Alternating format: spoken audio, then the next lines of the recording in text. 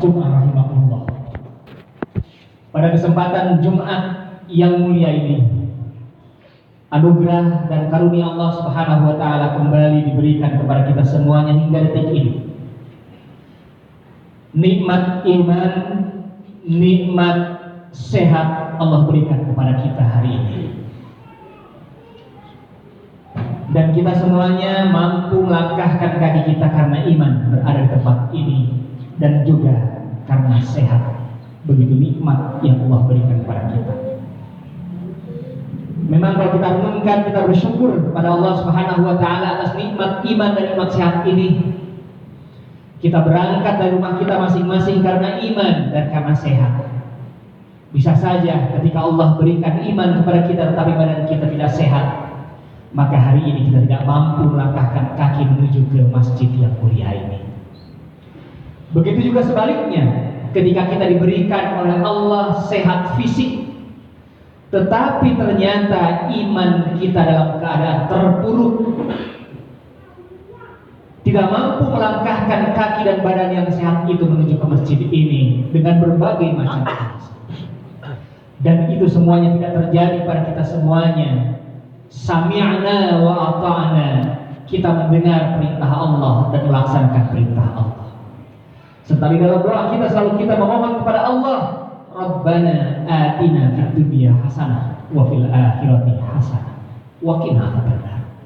Ya Allah, berikan kebaikan di dunia ini dan juga berikan kebaikan di akhirat. Jauhkan kami dari api dan azab neraka. Hadirin rahimakumullah, pada bulan ini kita berada di bulan-bulan yang mulia, di bulan Muharram 1444, dan juga bulan yang penuh dengan sejarah, baik itu bulan Hijriah maupun bulan Miladiyah, di mana kita tepat berada di bulan Agustus yang bertepatan dengan bulan Muharram, di akhir tanggal-tanggal terakhir di bulan Muharram ini. Peristiwa-peristiwa tidak usah saya ceritakan tempat ini, tetapi yang paling besar harapan kita pada bulan ini adalah kembalinya kejayaan, baik itu kejayaan kita sebagai seorang muslim maupun kejayaan kita sebagai seorang yang berada di negeri kita, negeri Indonesia, tanah air tercinta kita. Bulan Muharram adalah bulan hijrah, bulan perubahan. Begitu pula bulan Agustus merupakan bulan perubahan bagi bangsa kita. Berubahnya dari masa penjajahan menjadi masa kemerdekaan, dan kita mengisinya dengan gegap gempita, mengisinya dengan penuh pengharapan bahwa negara kita, negeri kita ini menjadi negeri yang penuh dengan keharmonisan, negeri yang penuh dengan kesejahteraan, negeri yang makmur, negeri yang dijanjikan Allah Subhanahu wa taala sebagai negeri yang baldatun thayyibatun wa rabbun ghafur, negeri yang gemah ripah Allah jimawi, negeri yang diampuni penduduknya oleh Allah Subhanahu wa taala dari kesalahan dan dosanya, negeri yang menjadi impian semua orang, yang menjadi bekal bagi kita untuk menuju negeri akhirat yang abadi di sisi Allah Subhanahu wa taala.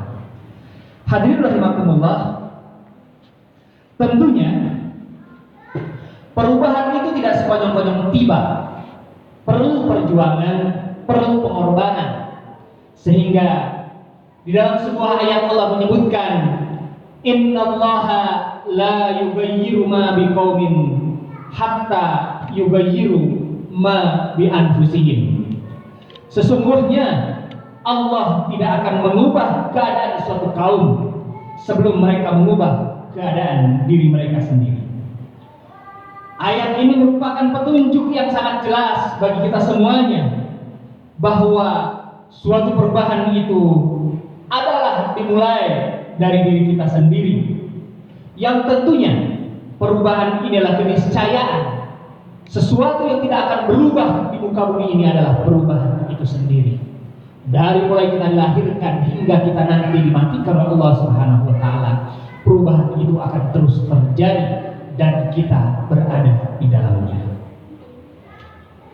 Allah Subhanahu wa taala dalam ayat yang lain, yang surat Al-Balad ayat ke-8 sampai 10 menyebutkan, alam naj'al lahu 'ainain wa lisanan wa syafatain wa hadainahu najdain.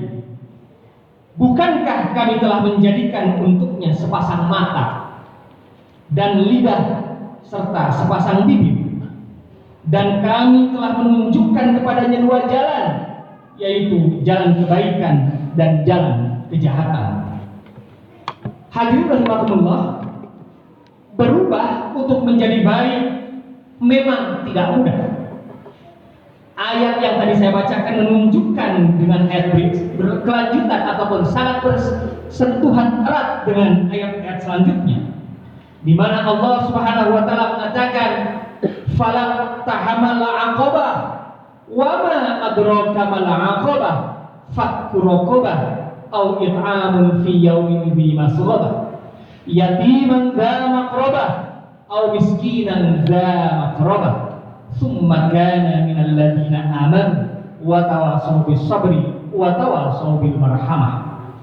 Dan tahukah engkau apakah jalan yang mendaki dan sukar itu, yaitu melepaskan perbudakan atau memberi makan pada hari terjadi kelaparan kepada anak yatim yang ada hubungan kerabat atau kepada kaum miskin yang sangat fakir.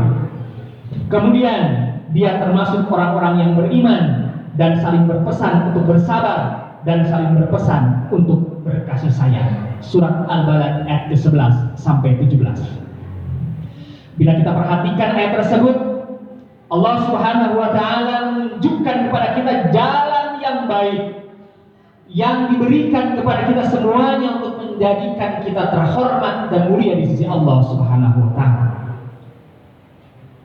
Dalam ayat tersebut dikatakan bahwa jalan kebaikan itu amatlah sukar, seperti mendaki ke tempat yang tinggi.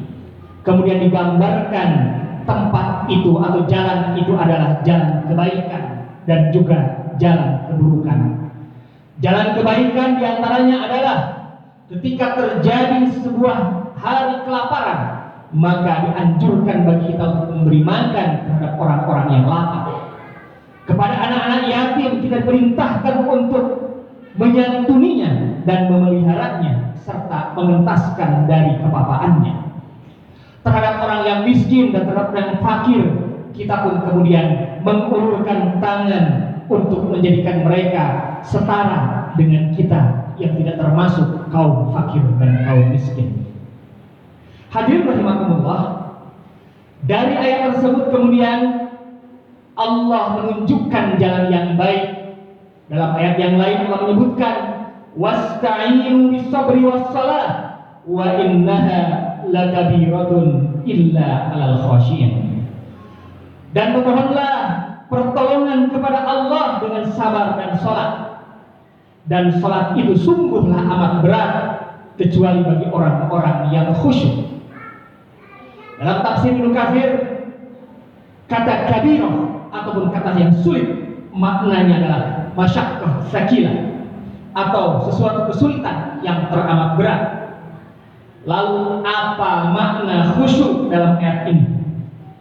Dalam tafsir Ibnu Katsir itu juga dijelaskan bahwa Abu Thalah menjelaskan dari Ibnu Abbas bahwa orang yang khusyuk adalah yakni al-musaddiqina bima anzalallah, yaitu orang-orang yang percaya apa yang dikaruniakan oleh Allah Subhanahu wa taala.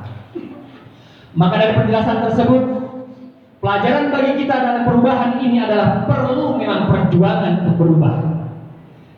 Kita mengenal bagaimana Rasulullah SAW dan para sahabatnya berhijrah dari Mekah ke Madinah, dan kita menyadari betapa beratnya perjuangan tersebut. Maka untuk mengambil ibrah dan hikmah dari perjuangan itu, yang pertama adalah mohonlah kepada Allah untuk mendapatkan petunjuk dan pertolongannya. Allahumma inna ala zikrika wa syukrika wa husni ibadatik. Itu doa yang biasanya selalu kita panjatkan kepada Allah. Ya Allah, anugerahkanlah kepada kami untuk selalu bersyukur, untuk selalu sabar untuk selalu mendapatkan kebaikan-kebaikan di dalam pekerjaan-pekerjaan kami. Hidayah yang kita minta kepada Allah adalah sesuatu yang sangat berharga dan mahal harganya. Batas yang memisahkan antara orang yang masuk surga dan orang yang tidak dimasukkan oleh Allah dalam surga adalah syahadat, atau dalam bahasa yang lain, syahadat ini merupakan hidayah. Tidak semua orang mampu mengucapkan syahadat dengan benar, dengan sebaik-baiknya.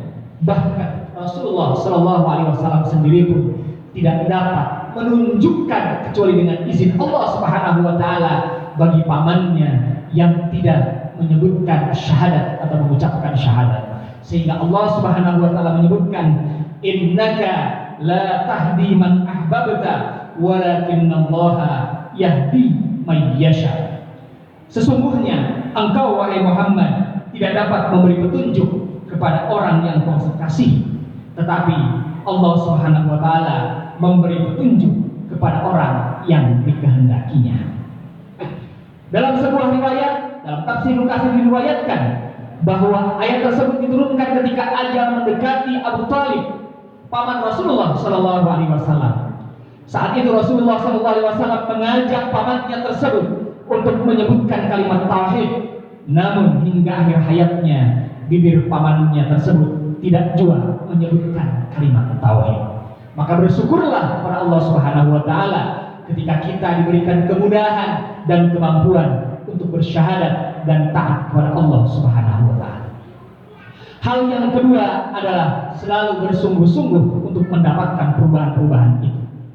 Maka untuk mendapatkan perubahannya itu harus dilakukan dengan mujahadah dan kesungguhan yang penuh, baik dengan doa maupun dengan ikhtiar. Allah Subhanahu Wa Taala menyebutkan dalam ayatnya, walladzina jahadu fina lanahdiyannahum subulana wa innallaha la'ama'al muhsinin. Dan orang-orang yang bersungguh-sungguh untuk mencari keridhaan Allah, benar-benar akan kami tunjukkan kepada mereka jalan-jalan kami, dan sesungguhnya Allah benar-benar beserta orang-orang yang berbuat baik. Kemudian yang terakhir, untuk mendapatkan perubahan-perubahan yang signifikan, maka sesungguhnya haruslah kita mengikuti orang-orang yang ikhlas dalam berbuat, agar perubahan yang kita lakukan tidak salah jalan, tidak tersesat. Maka sesungguhnya kita perlu memiliki seseorang yang dapat membimbing kita, menuntun kita, bahkan menegur kita dalam perjalanannya. Itulah pentingnya berjamaah, hidup dalam lingkungan bersama-sama dengan satu visi yang sama.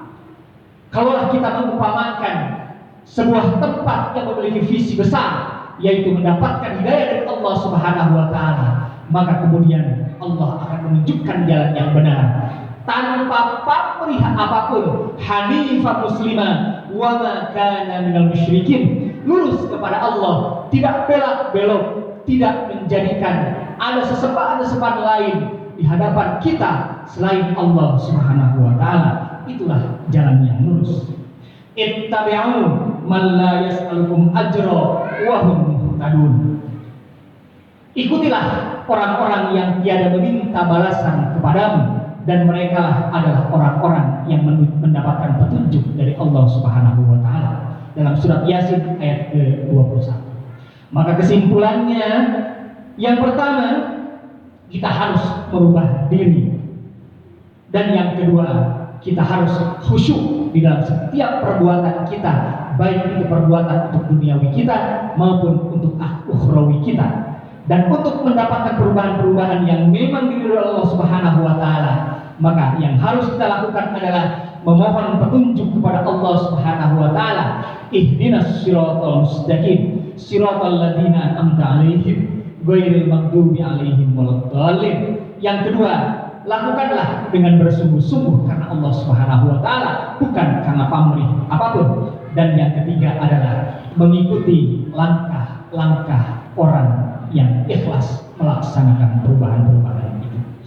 Aqulu qouli hadza wa astaghfirullahal adzim li wa lakum wa lisa'iril muslimin wal muslimat innahu huwal ghafurur rahim.